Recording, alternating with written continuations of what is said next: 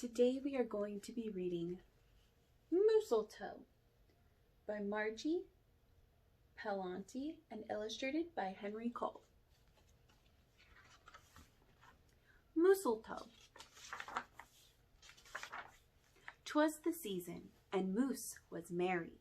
He joyfully tickled the ivories with a tuneful of tidings and a flurry of fa-la-las. He was so full of ho-ho-hos, even his moustache had the holiday spirit.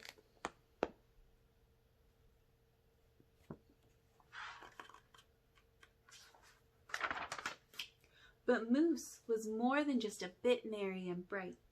He was busy, busy, busy. There was lots to be done on his list of to-dos. But with orderly organization, a bit of regimentation, lots of imagination, and just plain old Moose know-how, getting ready for the big day should have been simple, easy. Yes, in all probability, just perfectly perfect.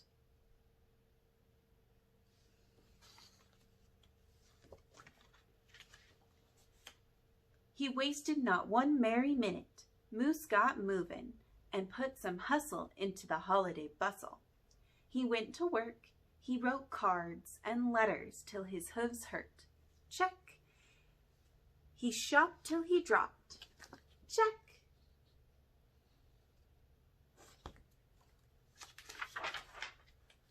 He hauled home boxes and bags and presents galore. Moose had gifts for everyone, stacked from ceiling to floor.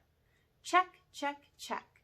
Then he wrapped, yo, yo, yo, and he ribboned, ho, ho, ho, and on each and every package he tied a big, beautiful bow.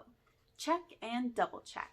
So far, so simple, so easy, so perfectly perfect.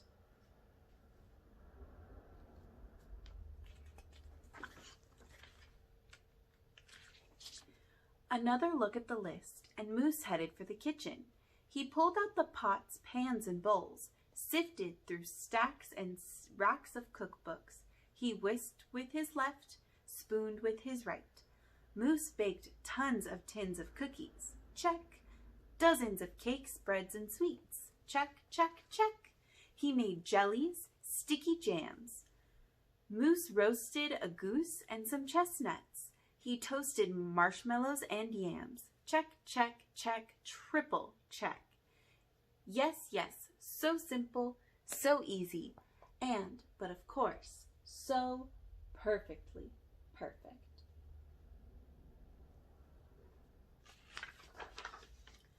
Decorations were up next on his list of things to do and get done. So Moose decked the halls, then spruced up the walls. He beaded, bowed, and mooseltoed.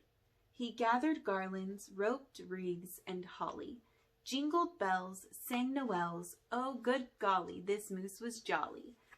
Check, check, check, check, check, check, check.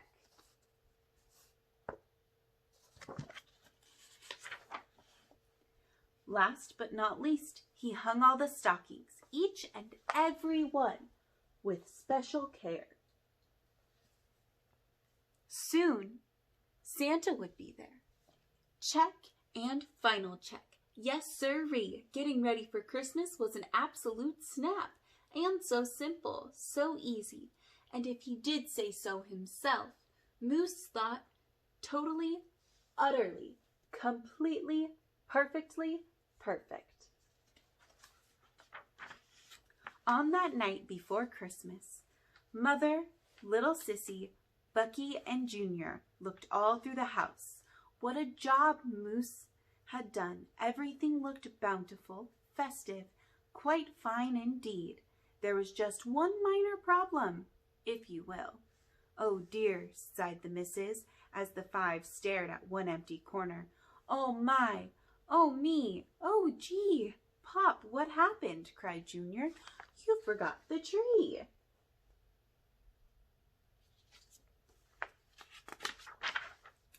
Oops!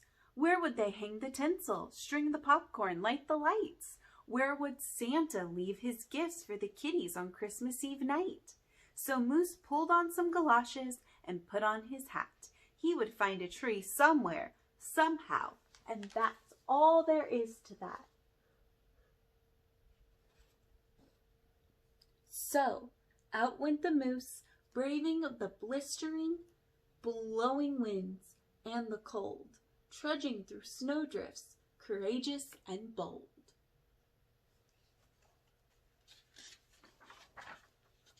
First, Moose hoofed it down to the corner. Not a tree to be had. Then he slid around the block. Uh-oh, things were looking bad. He went down every boulevard, street, and little road. He looked down lanes and alleys. Every tree had been sold. There wasn't a branch, not a twig, not even one lousy bowless bough hanging around. Nope, nada, nothing. Not a tree to be found.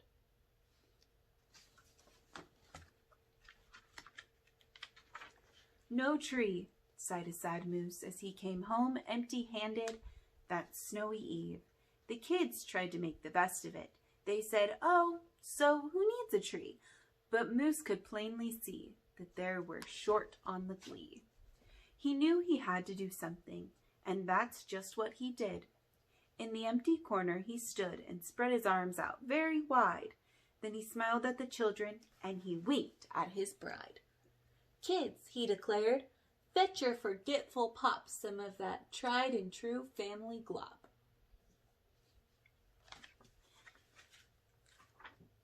So back came the kids carrying a big pot of glue, and without a word to one another, they knew just what to do. They each took a part, grabbing strands, taking hold, then carefully, oh, so carefully, they glopped and they plopped, they pasted and they pressed. They curled and twirled with every which way a follicle could fathom, until Moose's magnificent moustache was indeed even more of a marvel to see.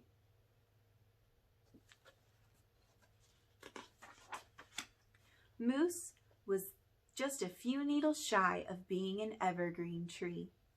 They strung Moose with lights from his head to his toes, and they draped him with tinsel, beginning right with his nose. They hung balls that were shiny and bells that twinkled, candy canes, berries, and plum sugar sprinkled. Then they all stood back. Junior plugged in his pop. Ooh, ah. Yes, Moose was truly one incredible sight. He was glorious and glowing, and boy, oh boy, he was even bright.